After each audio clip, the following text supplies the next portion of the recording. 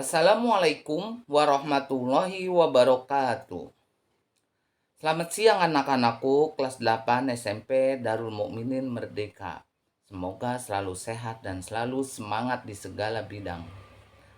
Bertemu lagi dengan Bapak setiap hari Senin. Semoga tidak bosan karena setiap hari Senin adalah jadwalnya Bahasa Indonesia. Hari ini eh, istilahnya materinya adalah unsur-unsur puisi. Nah, kalian simak dan perhatikan, tonton di YouTube ya. Bapak akan upload di YouTube materi ini, dan setelah menyimak boleh kalian subscribe atau like ya untuk Bapak. Oke. Untuk itu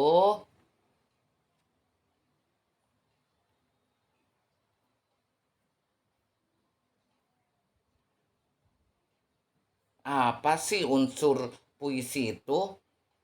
Unsur puisi adalah unsur-unsurnya. Yang pertama ada unsur fisik, terus ada unsur batin.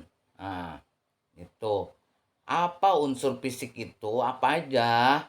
Yaitu unsur fisik adalah tipografi. Nah, apa sih tipografi?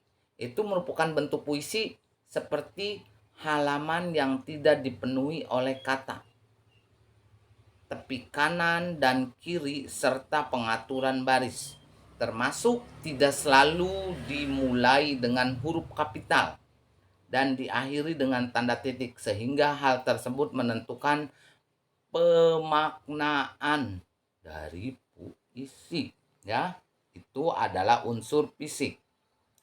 Diksi. Sekarang, diksi itu apa ya? Diksi itu adalah pemilihan kata yang dilakukan seorang penyair terhadap karya puisi. Merupakan karya sastra yang kata-katanya itu dapat mengungkapkan banyak makna. Oleh karena itu, harus cermat memilih kata.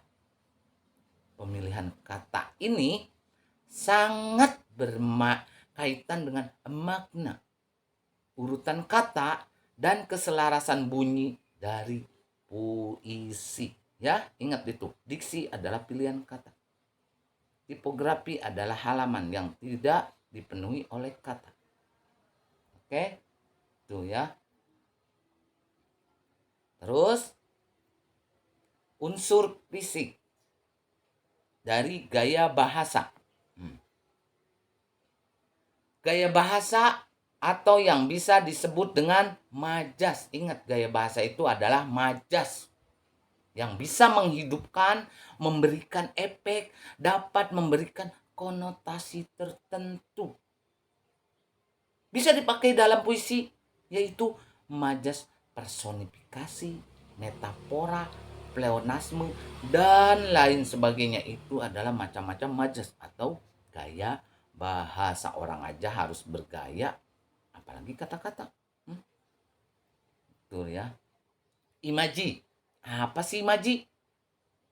Susunan kata yang melibatkan menggunakan alat indera seperti penglihatan, penciuman, pendengaran, dan indera lainnya, seperti rasa yang diraba, membayangkan ya, dan berimajinasi apa yang dirasakan oleh si penyair ya. Tuh. Terus unsur fisik lainnya adalah kata konkret. Kata konkret adalah kata yang memungkinkan untuk memunculkan imaji karena ditangkap oleh indera manusia. Untuk kata ini biasanya berhubungan dengan kiasan atau lambang. Terus unsur fisik lainnya adalah rima atau irama. Nah, rima atau irama adalah persamaan bunyi puisi, baik di awal, tengah, maupun akhir puisi. Ya. Nah, irama rima ini sangat penting ditonjolkan dalam pembacaan puisi. Kenapa? Karena terkait dengan panjang dan pendek, tinggi dan rendah, serta keras dan lunaknya atau lemahnya sebuah bunyi. Ingat ya, ada intonasi. Itu yang benar. Itu yang membuat daya tarik manusia mendengarkan pembacaan puisi sehingga enak didengar dan indah didengar ya. Oke? Tuh ya. Jadi apa aja tadi unsur-unsur fisik ya. Sekarang apa aja unsur batin puisi? Nah, tema atau makna. Nah, puisi harus memiliki makna yang jelas. Apabila tidak memiliki tema, maka puisi tidak bisa ditangkap maknanya. Oleh karena itu, tema adalah unsur yang paling penting dalam menciptakan puisi. Segala sesuatu harus punya tema supaya mempunyai makna. Nah, rasa. Sikap dari penyair yang dituangkan dalam karya sastranya, tema dan rasa saling berkaitan erat dalam mengungkap latar belakang si penyair, sehingga puisi tersebut bermakna yang benar-benar meresap dalam hati manusia. Ya, tuh. Nada juga merupakan salah satu unsur yang berhubungan dengan tema dan rasa. Unsur ini merupakan sikap yang diberikan oleh penyair terhadap pembacanya, sehingga si pembaca itu bisa memberikan sebuah nada. Apakah tinggi naiknya suara, alunan suaranya, ya, itu dia. Oke. Amanat. Nah, puisi itu harus mempunyai sebuah pesan dong, ya. Baik berupa moral ataupun bukan moral, tapi mempunyai pesan. Ya, si penyair itu mempunyai pesan terhadap si pendengar. Supaya apa hingga meresapi ke dalam hati, maka pesan tersebut akan tersampaikan ya. Oke.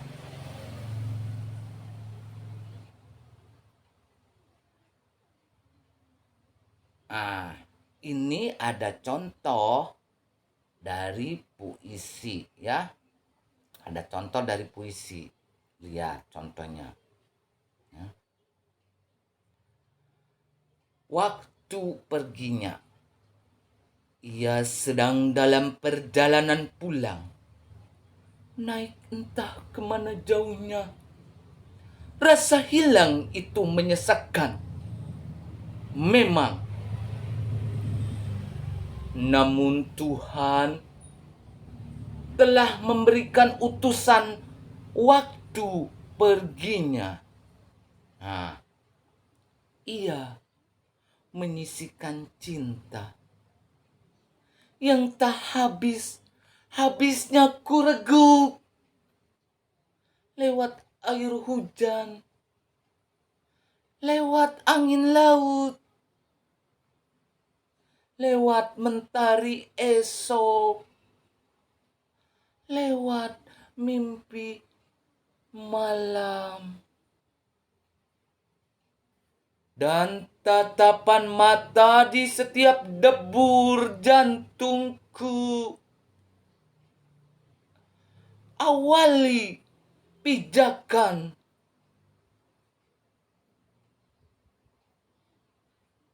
Nah, ini puisi. Contoh puisi ya. Tadi Bapak bacakan intonasi dan bacaannya harus berirama, tidak monoton. Tinggi-tinggi aja itu monoton, rendah-rendah aja nah. Jadi enak didengar ya. Nah, sekarang analisis puisi tersebut, yaitu temanya kesedihan karena kehilangan. Amanatnya apa?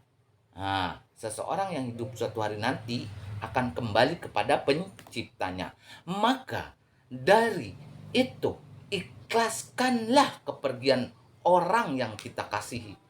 Nah, walaupun orang tersebut meninggal, tetapi masih terkenang akan cinta yang telah orang itu berikan kepada kita semasa hidupnya. Itu amanat dari puisi yang tadi Bapak bacakan ya. Semoga kalian bisa membacakan dan bisa menghayati sebuah puisi. Sekarang yang ketiga, unsur yang ketiga yaitu citra pengimajian ya, pencitraan. Nah, citra penglihatan. Nah, contohnya ia sedang dalam perjalanan pulang. Naik entah kemana jauhnya. Nah, citra perasaannya apa dari puisi tersebut? Rasa hilang itu menyesakan memang. Nah, terus, namun Tuhan telah memberikan utusan. Waktu perginya. Oke. Ia menyisikan cinta. Nah, itu ya.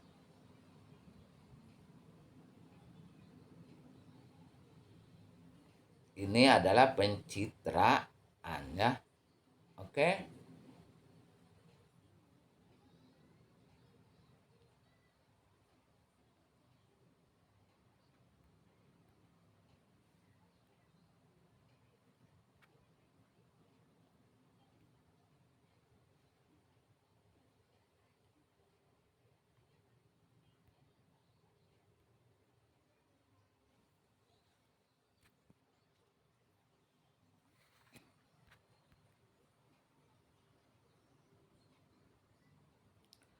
Nah, terus citra perasaan itu yang tak habis-habisnya kuteguk ya. Nah, lewat air hujan, lewat angin laut ya. Nah, terus lewat mentari esok, lewat mimpi malam, dan tatapan mata di setiap debur jantungku itu adalah citra perasaan. Termasuk awali pijakan. Nah, itu ya. Sekarang rima. Rima adalah merupakan persamaan bunyi yang terdapat pada awal, tengah, dan akhir baris dalam puisi. Jadi di dalam puisi ini tidak terdapat rima. Nah, puisi ini termasuk dalam kategori puisi baru yang tidak mengutamakan rima. 5. Diksi. Diksi itu pilihan kata, merupakan unsur penting dalam penulisan sebuah puisi. Ya, jadi pilihan katanya itu bukan berarti penyingkatan kalimat, tetapi harus jelas dalam menyampaikan makna. Secara jelas menceritakan bahwa penulis kesedihan dan keikhlasan pada keadaan sekarang ya. Baik.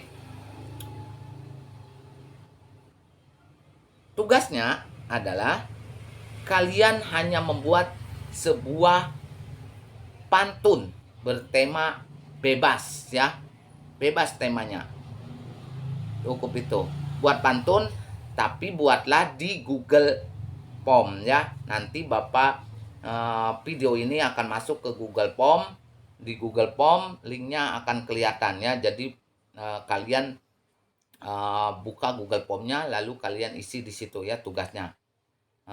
Sekian dari Bapak ucapkan Assalamualaikum warahmatullahi wabarakatuh. Sampai ketemu kembali minggu depan, Senin depan ya. Oke. Semoga kalian selalu menjaga kesehatan.